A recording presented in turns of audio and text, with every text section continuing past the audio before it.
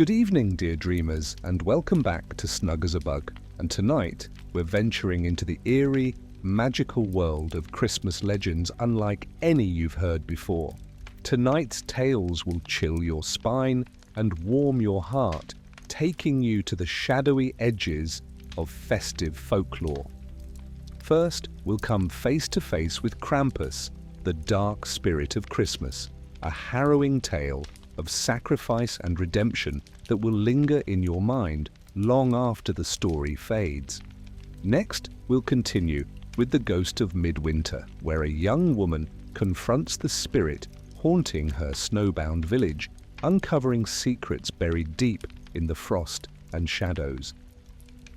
Finally, we'll tread carefully into the dark woods of the Winter Solstice, a forbidden forest alive with ancient magic, where a traveler seeks the truth and stumbles upon dangers both seen and unseen. These haunted tales will guide you through the darker side of the season, wrapped in mystery, suspense, and the soft glow of lanterns flickering in the winter night. As you listen, let the gentle cadence of the stories cradle you into the deepest relaxation. Before we begin, close your eyes and imagine yourself standing in a quiet, snow-draped village, the air crisp and silent. In the distance, the faint glow of lanterns beckons, their light shimmering against the falling snow. As you step forward, the crunch of snow beneath your boots feels steady and grounding. Above, the stars twinkle, and a faint whisper of the wind carries the promise of untold stories. Feel the world around you soften, the boundaries between reality and legend dissolving. You are safe, enveloped by the soothing rhythm of winter's embrace. The cold air kisses your cheeks and the sound of distant bells lingers in the breeze, guiding you further into the heart of these Christmas mysteries. Now, let yourself drift fully into the world of story, where the haunted nights of Christmas await to captivate your imagination and carry you gently into a deep, peaceful sleep.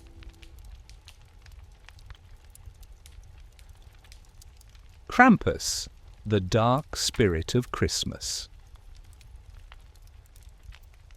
Chapter 1. The village of Brauchen lay shrouded in snow, its cobblestone streets coated in frost and its houses illuminated by the flickering glow of lanterns.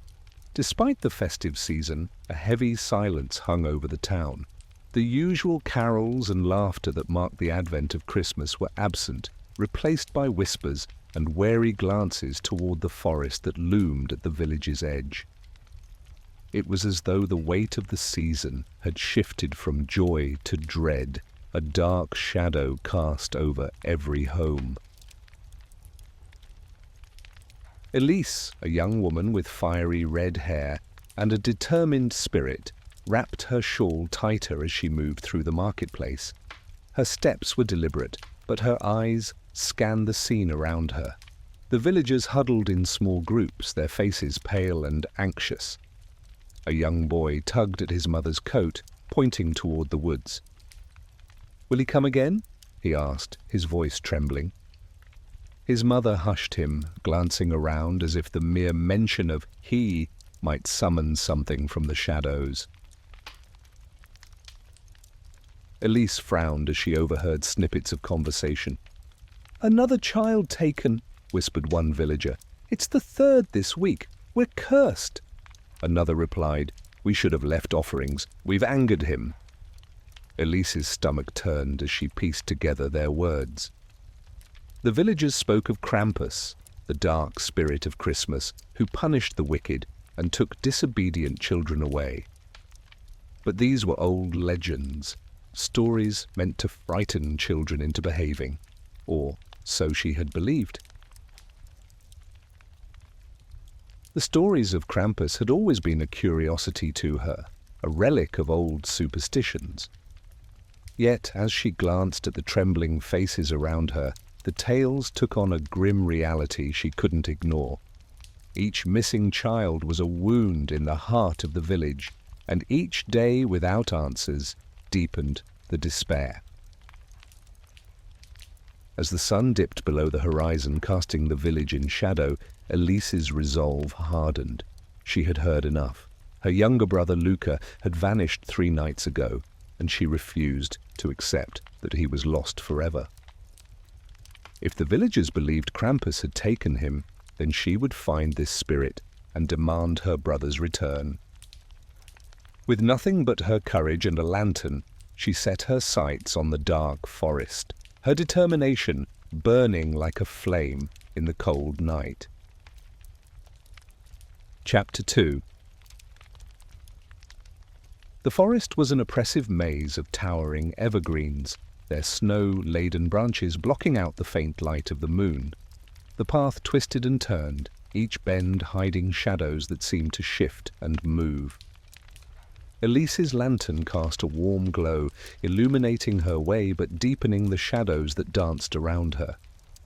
Each step crunched loudly in the snow, the sound echoing through the silent woods, magnifying her isolation. She clutched a small pouch of herbs and coins, items the villagers had whispered might appease the dark spirit. Her fingers trembled slightly as she adjusted the pouch, but she steeled herself. As she walked, the air grew colder, biting through her shawl and stinging her cheeks. The deeper she ventured, the more the forest seemed to come alive. Branches creaked overhead, and the wind carried faint whispers that made the hairs on her neck stand on end. She turned her head sharply, certain she'd seen movement just out of the corner of her eye, but the shadows revealed nothing. "Luca!" Elise called, her voice trembling as it echoed into the vast emptiness. Only silence answered her. She pressed on, her heart pounding as her thoughts raced. What if the legends were true? What if Krampus was real and he had taken her brother to some dark, otherworldly realm? Each step forward felt like a step away from reason and deeper into the unknown. As the forest thickened, a strange sensation washed over Elise. The air felt heavy, charged with an unnatural energy that seemed to seep into her bones. Her lantern flickered, its light dimming as if struggling against an unseen force. She paused, her breath visible in the freezing air, and listened. A low, guttural growl echoed through the trees, followed by the faint sound of bells jingling. Elise froze, her pulse quickening. She wasn't alone. Chapter 3. The sound of bells grew louder, their rhythm slow and deliberate, accompanied by the crunch of heavy footsteps in the snow. Elise gripped her lantern tightly, her eyes darting around the darkness. The growl came again, deeper this time and closer. Her instincts screamed at her to run, but she stood her ground, her determination outweighing her fear. Her breaths came shallow and rapid, each one clouding the cold air around her. From the shadows emerged a figure, tall and hunched, its presence dominating the clearing. Krampus. His twisted horns curled upward, casting jagged shadows, and his fur-covered body seemed to absorb the lantern's light. His glowing red eyes locked onto Elise, and a wicked grin revealed sharp, yellowed teeth. Slung over his shoulder was a sack that writhed as if something inside struggled to escape. Each movement of the sack sent chills down her spine, the thought of what might be trapped within twisting her stomach. "You dare enter my woods?" Krampus growled, his voice a deep, rumbling echo that sent shivers down Elise's spine. She swallowed hard, summoning every ounce of courage. "I've come for my brother," she said, her voice steady despite the fear coursing through her veins. "Luca, you took him. I want him back." Krampus tilted his head, amusement flickering in his fiery gaze. "Brave, foolish child," he said. "Do you know what you ask? The children I take are not stolen, they are claimed. They belong to me. His voice carried a sinister weight, each word resonating with a chilling finality. "He's just a boy," Elise pleaded. "He doesn't deserve this. Take me instead." The words escaped her lips before she could reconsider, and she braced herself for his reaction. The air between them seemed to thicken, charged with a tension that crackled like static. Krampus's grin widened, his teeth gleaming in the dim light. "A trade," he mused. "How noble! But do you understand what you offer? Once given, there is no return." His voice was taunting, yet there was a hint of intrigue in his gaze. Chapter 4. Elise hesitated, her mind racing. Could she sacrifice herself to save Luca? The thought terrified her, but the image of her brother's bright smile pushed her forward. She thought of the laughter they shared, the nights she had read him stories, and the way he always reached for her hand when he was afraid. "I understand," she said, her voice firm. "Take me instead of him." Krampus studied her, his expression unreadable. "Very well," he said. "But know this, the choice you make will bind you to me forever. Your brother will be free, but you will take his place." The words rang with a sense of inevitability, as though the forest itself listened and agreed. Elise nodded, tears streaming down her cheeks. "I accept," she whispered. Krampus reached into his sack, pulling out Luca, who was pale and shivering but unharmed. Elise ran to him, pulling him into a tight embrace. "Go!" she urged. "Run back to the village and don't look back!" Her voice broke, but her resolve held firm. Luca hesitated, his wide eyes filled with confusion and fear. "But what about you?" he asked, his voice trembling. Elise forced a smile, brushing his hair back. "I'll be fine," she lied. "Just go." As Luca disappeared into the trees, Krampus turned to Elise, his grin fading. "You are mine now," he said, his voice carrying a finality that sent chills down her spine. The bells on his belt jingled softly as he stepped closer, the shadows around him deepening. Each step he took seemed to pull the light from the clearing, leaving only darkness in its wake. Chapter 5. Elise felt the cold seep into her bones as Krampus gestured for her to follow. The forest seemed to shift around them, the trees stretching taller and denser, forming an impenetrable canopy. The moonlight, already faint, disappeared entirely, leaving only the dim glow of her flickering lantern. She cast a final glance over her shoulder, hoping to catch a glimpse of Luca. The woods had swallowed him, and with that realization came the weight of her choice. Krampus led her to a narrow path that wound through the forest like a coiling snake. The sound of the bells around his waist echoed with each step, their eerie chime mingling with the faint whispers of the forest. The whispers grew louder, their words incomprehensible, but tinged with malice. Elise clutched her lantern tighter, its glow her only anchor in the darkness. As they walked, the air grew colder, the chill biting at her skin. Krampus's hulking figure loomed ahead, his movements unnervingly silent for someone of his size. He stopped suddenly, his glowing eyes turning to Elise.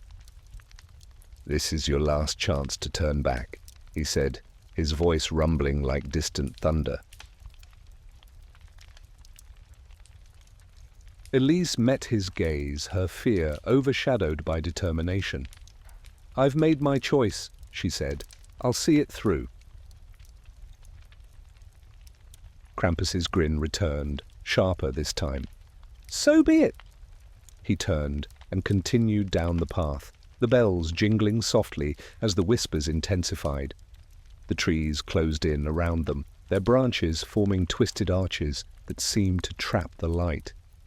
Elise followed, each step feeling heavier than the last. Chapter 6. The path opened into a vast clearing, its centre dominated by a massive stone circle.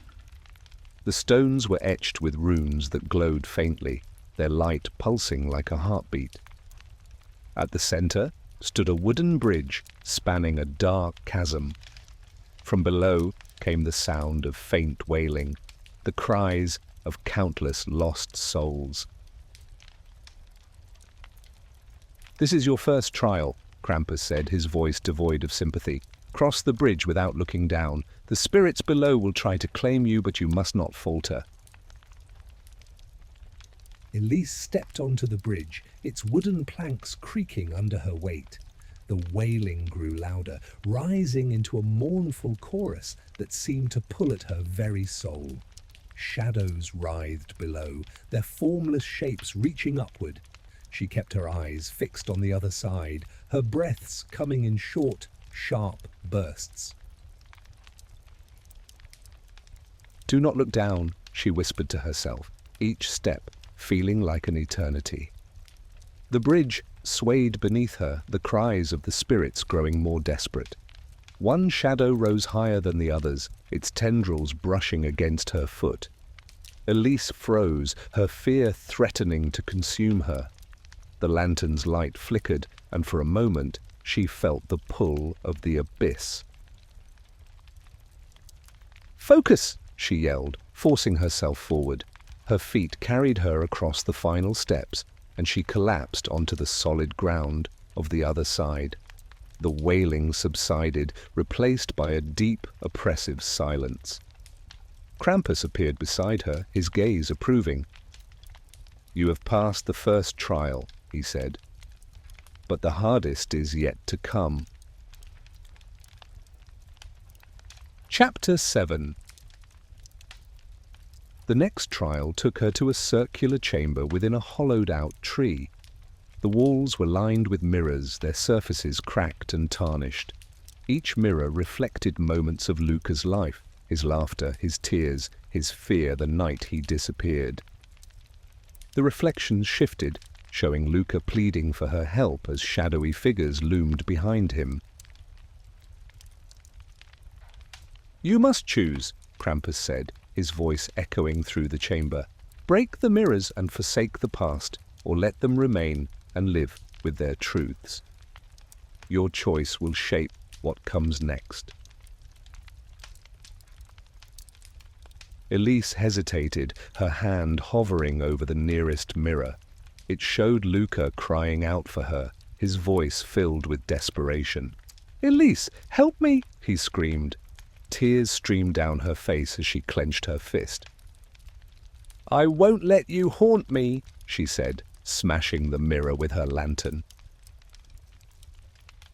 The shards scattered across the floor, the reflections disappearing with them.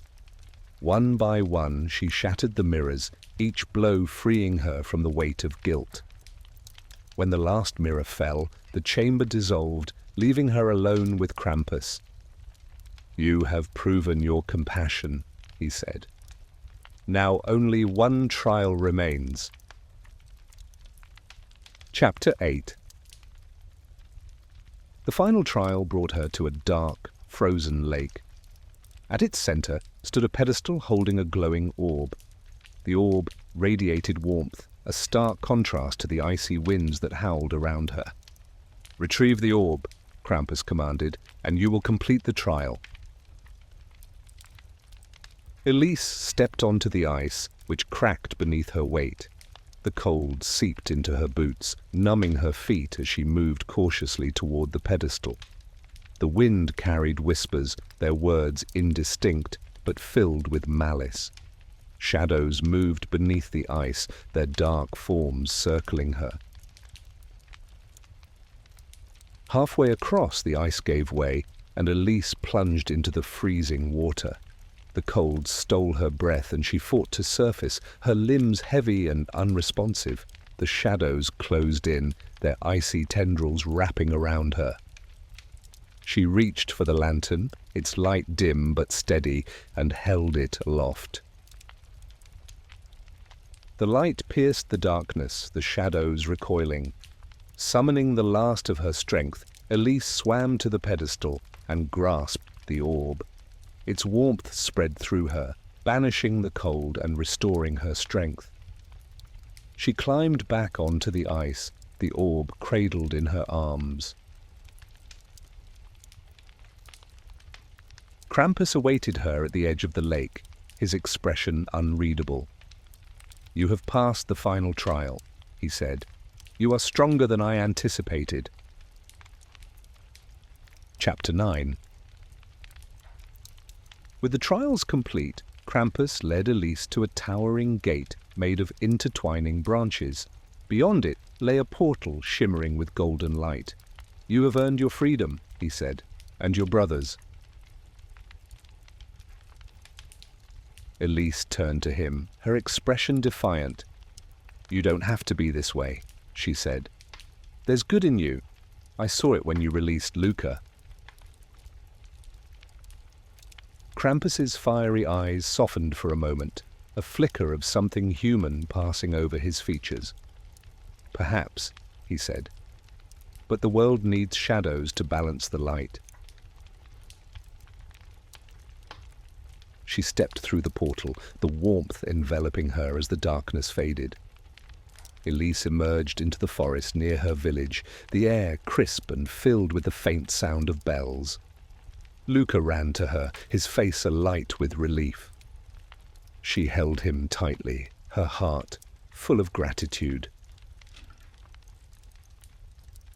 As they walked back to the village, Elise glanced back at the forest. The shadows seemed less menacing, and for a brief moment she thought she saw Krampus watching her from the trees. She smiled, a silent promise passing between them.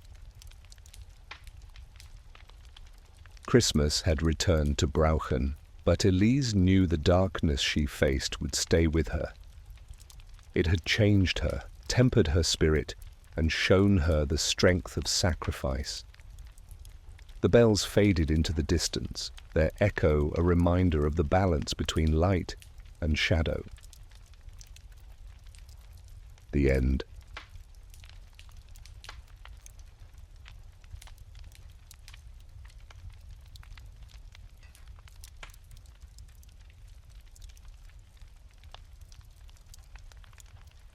The Ghost of Midwinter.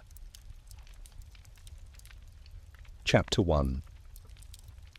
The village of Eldwind lay nestled beneath a thick blanket of snow, its cottages crowned with frosted eaves, and chimneys curling wisps of smoke into the cold December air. By day, Eldwind appeared idyllic, a quaint hamlet where life moved at a gentle pace. But as the sun dipped below the horizon, an eerie stillness enveloped the land. The villagers whispered of a spectre that roamed the icy fields, appearing each midwinter's eve. Eldwind's town square bustled with activity in preparation for the annual midwinter festival. Children hung garlands of holly and pine, while their elders lit lanterns to push back the growing dark. Yet, beneath their laughter and cheer, a shadow of unease loomed. The Ghost of Midwinter, a pale, sorrowful figure clad in tattered silks, trailing frost wherever it wandered, was said to rise on this very night. Even the boldest children avoided the edges of the festival, where the darkness seemed thicker, almost alive.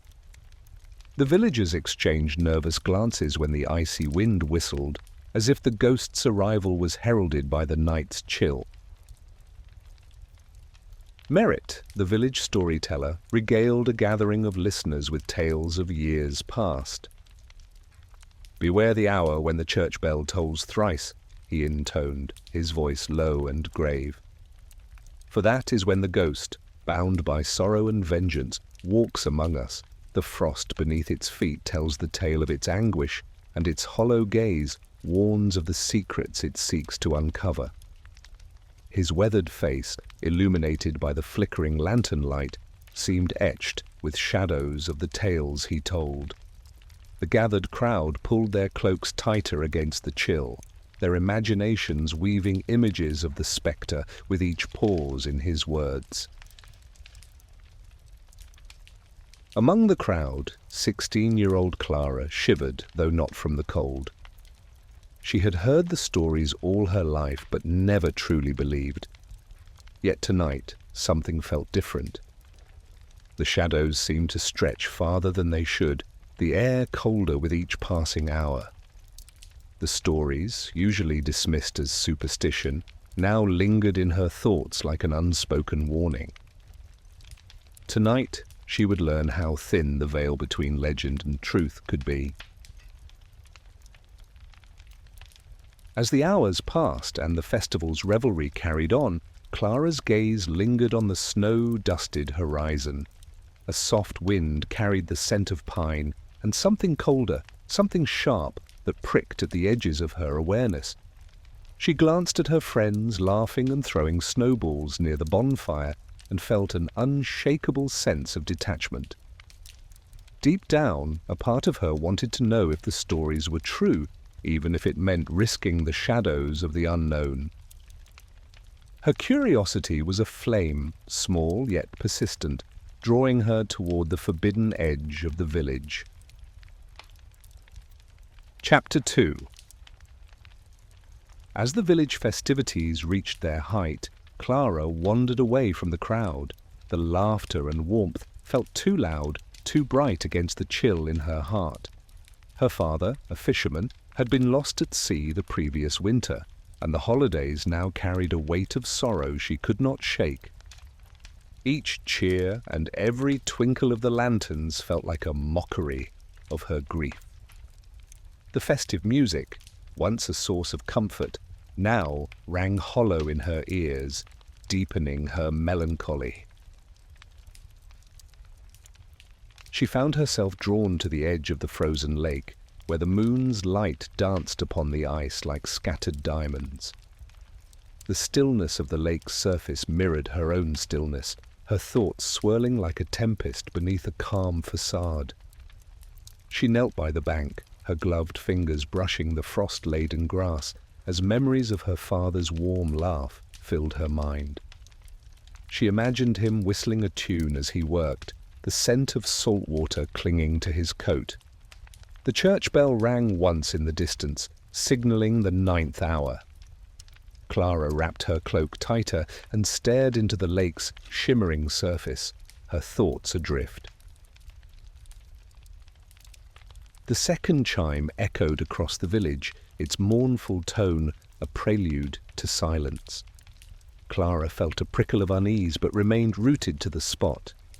The air seemed to grow colder, each breath visible as a misty puff before it dissipated into the night. She glanced over her shoulder, half expecting to see someone approaching, but the path behind her was empty. Then the third bell tolled, deep and resonant, as if struck by unseen hands. The sound seemed to reverberate through her very bones, and the night fell utterly silent. A mist rose from the lake, swirling and thickening until it formed a spectral figure. The ghost's face was veiled, its form ethereal and glimmering with frost. Clara's breath caught as the figure turned toward her, hollow eyes filled with an otherworldly light. The lake's surface seemed to tremble under the weight of its presence, and Clara stumbled back, her boots slipping on the icy ground. She clutched her chest, feeling her heart pound furiously, yet an inexplicable pull kept her from fleeing. The ghost's gaze seemed to pierce through her, rooting her to the spot. The air crackled with a strange energy, sharp and biting. Chapter 3. Why do you linger here, mortal? The ghost's voice was soft, like the whisper of wind through bare branches. It carried a sadness so profound that Clara felt it in her very bones. The words echoed as if spoken in a vast, empty hall. Though trembling, she mustered her courage. "Who are you?" she asked, her voice quivering. Her question felt impossibly small against the vast expanse of silence surrounding them.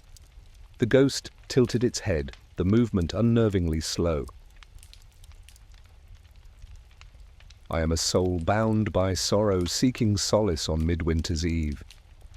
Long ago I was betrayed, and now I wander, caught between worlds. It reached a translucent hand toward her, though it stopped short of touching. The air between them seemed to freeze, sharp and biting. Clara's fear began to ebb, replaced by a strange empathy. "How can you find peace?" she asked. Her voice felt stronger now, though her hands were still cold beneath her gloves. The sadness in the ghost's hollow eyes stirred something deep within her. She couldn't explain it, but the ghost's sorrow felt familiar, as if some part of her recognized its pain. "My peace lies in the truth of what happened to me," the ghost replied, "and in justice." It gestured toward the village. "Will you help me uncover what was lost?" Its plea hung heavy in the air, the weight of centuries pressing down on the moment. Though every instinct told her to flee, Clara nodded. "I will help you." Her words hung in the air, a promise she wasn't certain she knew how to keep. Yet there was something resolute in the ghost's gaze that gave her the strength to stay. Chapter 4. The ghost led Clara to the old chapel on the hill, its doors creaking open as if pushed by unseen hands. Inside, the air was thick with the scent of aged wood and candle wax. Shadows danced along the walls as the ghost's faint glow illuminated the ancient space. The ghost gestured to a worn tapestry depicting a grand feast. "This is where my tale began," it said, its voice a faint echo of past sorrows. Clara listened as the ghost recounted its story. Centuries ago, a noblewoman named Eleonora had hosted a lavish midwinter banquet. Betrayed by those she trusted most, she was poisoned and left to die in the snow. Her spirit, unable to move on, returned each midwinter to seek the truth behind her death. Clara's heart ached as she imagined Eleonora and gasping for breath beneath the cold night sky, her dreams and promises stolen by greed. "The feast was meant to celebrate unity," Eleonora's voice wavered. "Instead, it became a stage for treachery." Her fingers brushed the edge of the tapestry, and frost spread across the fabric as if her sorrow could reshape the past. The wine was laced. Each sip brought me closer to the end. I trusted them. I never imagined... Her voice broke, and the frost beneath Clara's feet thickened. Clara's determination solidified. "If I can help you find justice, I will," she vowed. Yet, as she looked into the ghost's hollow eyes, she wondered if justice could ever truly mend the wounds of betrayal. Chapter 5. Eleonora's tale led Clara to the village archives, a dusty room filled with brittle parchment and faded ink. By candlelight, Clara searched for records from the era of Eleonora's life. Hours passed, and finally, she found a journal belonging to a servant who had witnessed the fateful banquet. Its pages crackled as she turned them, the words revealing secrets long buried. The journal revealed a conspiracy among Eleonora's closest allies who sought to claim her lands and wealth. The names of the betrayers leapt from the page, their deeds immortalized in ink. Clara brought the journal to Eleonora's ghost, who read it with trembling hands. Each name whispered from the pages seemed to deepen the frost surrounding her. "They will face the weight of their sins," Eleonora said, her voice heavy with resolve. "Thank you, Clara. You have given me the truth I sought." Yet, even as she spoke, Her form flickered like a flame threatened by the wind. Chapter 6. As dawn approached, Eleonora's form began to fade. The first rays of sunlight crept through the chapel's stained glass, casting fractured rainbows across the floor. "You have freed me," she said. "But the story does not end here. Another darkness stirs within the woods, and it will seek you out." Clara felt a chill run through her. "What do you mean?" Eleonora's lips curved into a faint smile. "You will see. Farewell, brave one." With that, the ghost dissolved into a flurry of snowflakes, leaving Clara alone in the chapel's fading light. The silence that followed was as heavy as the frost that clung to the windows. As the villagers awoke to a new day, Clara stood by the frozen lake, her thoughts heavy with the night's revelations. She knew her encounter with the ghost was but the beginning. The dark woods of the winter solstice awaited, and Clara felt an unshakable pull to uncover the secrets lurking within. With the journal in hand and determination in her heart, Clara turned toward the woods, ready to face whatever lay ahead. The haunting call of the forest seemed to echo Eleonora's parting words, a prelude to the next chapter in her story.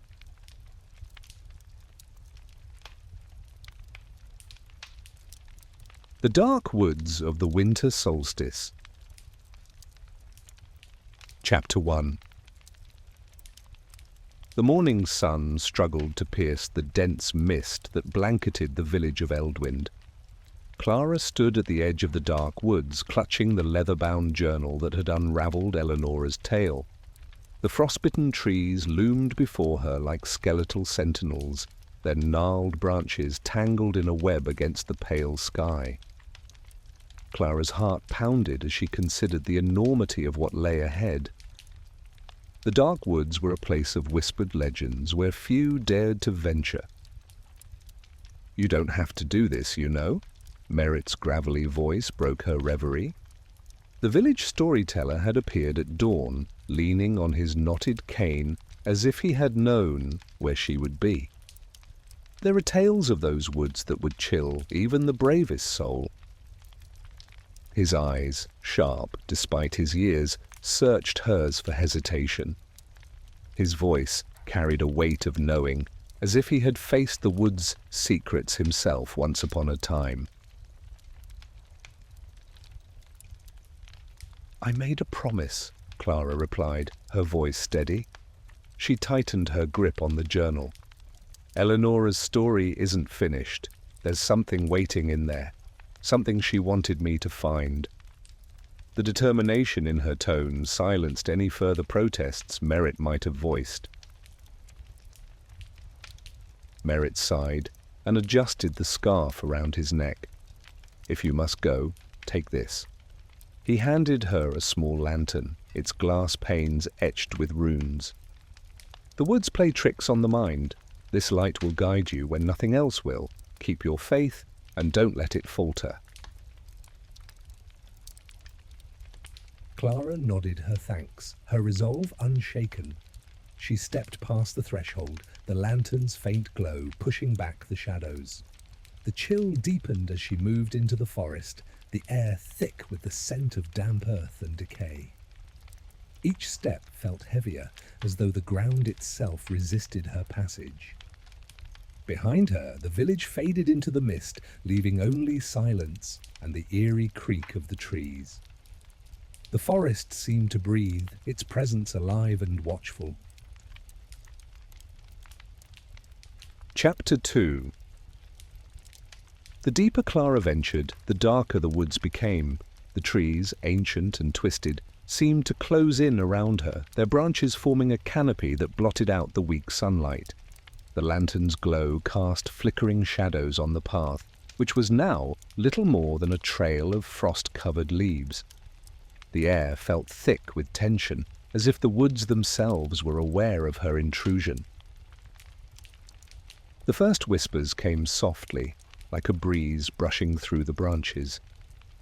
At first, Clara thought it was the wind, but as she strained to listen, the sounds coalesced into words. "Turn back," they murmured. "This place is not for the living." The voices seemed to carry a warning laced with sorrow, as though they mourned for those who ignored their plea. Clara's breath quickened. She stopped and turned in a slow circle, the lantern held high. The whispers seemed to come from everywhere and nowhere, an untraceable chorus of warning. "Who's there?" she called, her voice trembling despite her effort to sound brave. Her words dissipated into the cold air, unanswered, except for the rustle of unseen movement. The whispers ceased abruptly, leaving an oppressive silence in their wake. Clara's grip tightened on the lantern, its rune-etched glass warming slightly in her palm, as if responding to her fear. She glanced down at the journal, flipping it open to the last page Eleanor's ghost had marked. "Follow the frost," it read. The faint outline of an arrow pointed forward, a beacon in her uncertainty. With a deep breath, Clara pressed on. The frost on the ground grew thicker, spreading like veins over the roots and rocks that lined the path. The air grew colder still, her every exhale a plume of white mist. The trees seemed to lean closer, their bark etched with patterns that looked disturbingly like faces. Clara's imagination painted those faces with grief, anger, and silent screams. Chapter 3. Shadows in the Fog. As Clara continued, a dense fog began to seep through the forest, swirling around her feet and rising until it obscured the path entirely. She slowed her pace, her free hand brushing against the rough bark of a tree to steady herself. The fog seemed alive, coiling and shifting like a living thing, its tendrils curling toward her as though drawn to her warmth. A sudden rustling in the underbrush made her stop. The sound was too deliberate to be the wind. Clara turned slowly, the lantern casting an uneven glow that barely penetrated the fog. Her heart raced as she strained to see through the shifting mist. Shadows moved within the haze, their forms fleeting and insubstantial, yet undeniably present. "Who's there?" she demanded, her voice echoing faintly. The only response was the crack of a branch somewhere to her left. Clara's pulse thundered in her ears. She took a cautious step back, her foot slipping slightly on the frost-covered ground. Her thoughts raced, imagining creatures lurking just beyond her sight. A figure emerged from the fog, its form indistinct and shrouded in shadow. Clara froze, her breath catching in her throat. The figure did not move but seemed to watch her, its presence heavy and unnerving. Summoning her courage, Clara held up the lantern, its runes flaring with light. The burst of illumination cast sharp shadows against the trees, momentarily banishing the figure. The figure recoiled, vanishing into the fog as if it had never been there. Clara stood trembling, her chest heaving with the effort to calm her panic. She glanced at the journal again, searching for guidance. Beneath the original inscription, new words had appeared, written in a spidery hand. "Do not stop. The shadows feed on fear." Swallowing her terror, Clara pressed forward. The frost grew deeper and the whispers returned, though now they were different. They no longer warned her to turn back, but spoke of secrets buried deep within the woods. "The truth lies ahead," they murmured, "but the price is high." Their words echoed with a sense of finality, as though the forest itself weighed her resolve. Chapter 4. The path eventually led Clara to a clearing, its center dominated by an ancient stone altar covered in frost. The air here was still and heavy, the silence profound. Clara approached cautiously, her lantern illuminating the strange symbols carved into the altar's surface. They were unlike anything she had seen before, their jagged lines and spirals seeming to pulse faintly with an inner light. As she neared the altar, the whispers intensified, becoming a cacophony of voices. Clara dropped to her knees, clutching her head as the voices spoke over one another, their meanings colliding in an incomprehensible storm. "Enough!" she cried, her voice cutting through the noise. The voices fell silent. In their place came a single, resonant voice, deep and commanding. "Why have you come, child of Eldwind?" it asked. Clara looked up, her breath hitching as a figure materialized before her. It was tall and cloaked in shadow, its features obscured, but its presence undeniable. "I came to uncover the truth," Clara said, her voice trembling but resolute. She held up the journal. "Eleonora sent me. She believed the answer was here." The figure studied her for a long moment, the air around it shimmering with cold. "The truth is a heavy burden," it said. "Are you prepared to bear it?" Clara nodded, though her heart quaked. "I have to know, for her and for myself." The figure extended a hand, its shadowy form shifting like smoke. Clara hesitated before placing her hand in its, a chill racing through her as their touch connected. The clearing dissolved around her, and she found herself standing in a memory not her own. Chapter 5. Clara stood within the vision, her breath catching as the forest shimmered around her. It was no longer barren and frostbitten, but lush and vibrant, the trees alive with green leaves and the air humming with the songs of birds. In the center of the clearing, she saw Eleonora, radiant in life, standing beside the altar. Her voice was calm yet determined as she spoke to a gathering of villagers. "These woods are sacred," Eleonora declared, her hands raised. "They hold the balance between our world and what lies beyond. We must protect them at all costs." The villagers murmured their agreement, but Clara's gaze was drawn to a man standing apart from the group. His expression was shadowed with resentment, and his fingers twitched as though he longed to silence Eleonora's words. Clara recognized him from the journal's pages. Baron Luthen, the man whose betrayal had sealed Eleonora's fate. As the vision unfolded, Clara saw Luthen's treachery play out.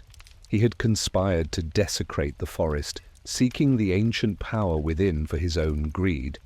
When Eleonora discovered his plans, she confronted him here at the altar.